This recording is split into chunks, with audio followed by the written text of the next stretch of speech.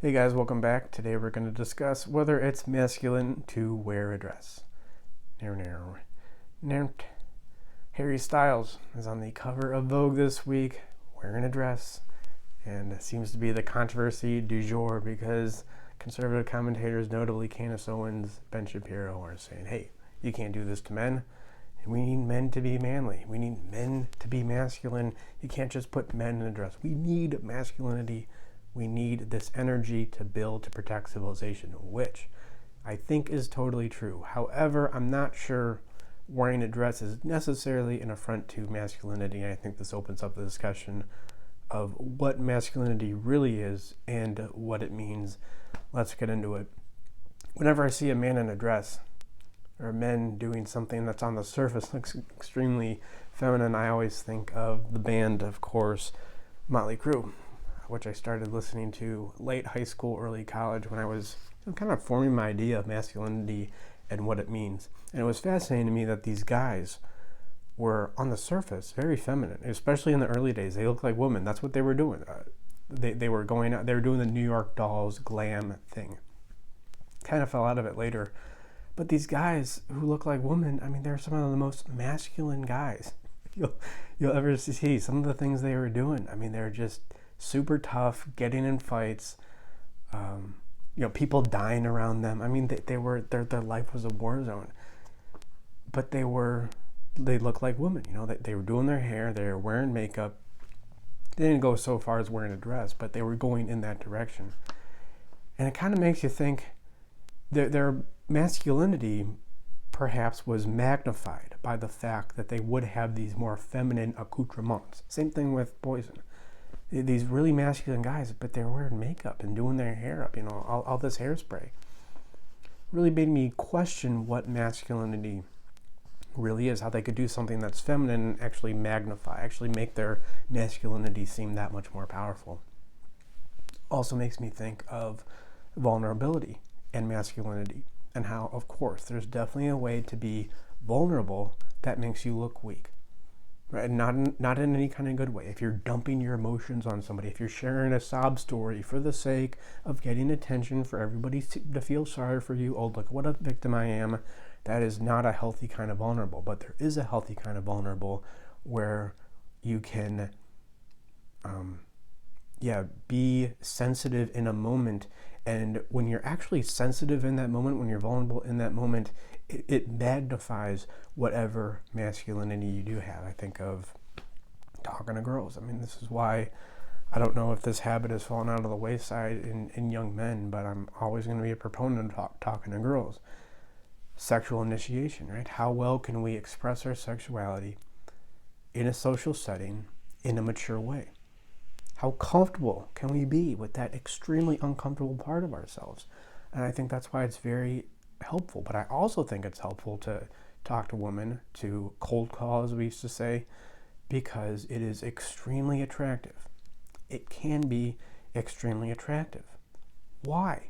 I think it's extremely attractive for the same reason why Motley Crue putting on their makeup can be extremely attractive to men who act like that.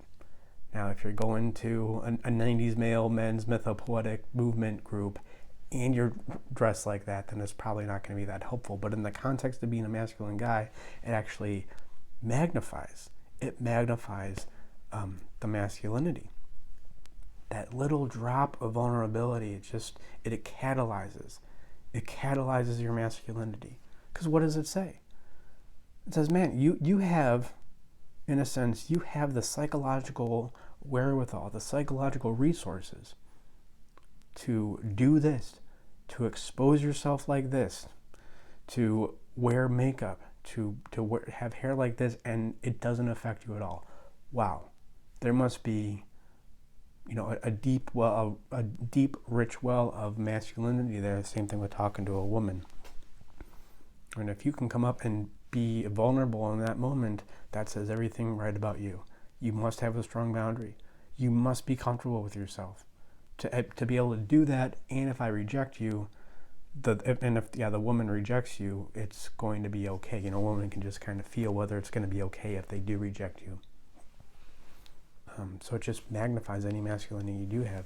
And so I think this speaks to a fundamental flaw that we have about masculinity. You see it exposed here in I'll call it the two sides of our culture, the red pill side and the woke side. The red pill side is represented by Candace Owens and Ben Shapiro, who are probably more seduced by the trappings of masculinity. If a guy's wearing a plaid shirt and a cowboy hat and cowboy boots or something, regular jeans, then he's necessarily more masculine. But I think this represents an epistemological worldview, rationalism, ideas without reality, that I think really it doesn't tarnish, but it distracts you from the real essence of masculinity. However, on the other side, you have the wokism. This is empiricism, right? This is represented by the epistemology of empiricism. You have reality without ideas. There's people who say, well, masculinity is whatever you make it to be. There is no one thing as masculinity.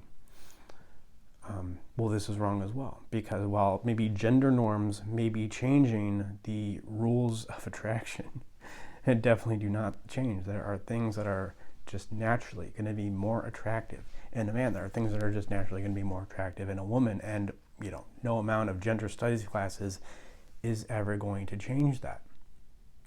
Now, no amount of wearing a dress is ever going to change what's naturally attractive about you, if you are in fact attractive, as Poison, as Motley Crue indicate. So we have two sides of the same coin here. We have people falling for all the accoutrements of masculinity, and then we have people saying that masculinity doesn't matter. It's whatever you think it is. We can have our own separate masculinity. It doesn't really mean anything. Words have no meaning.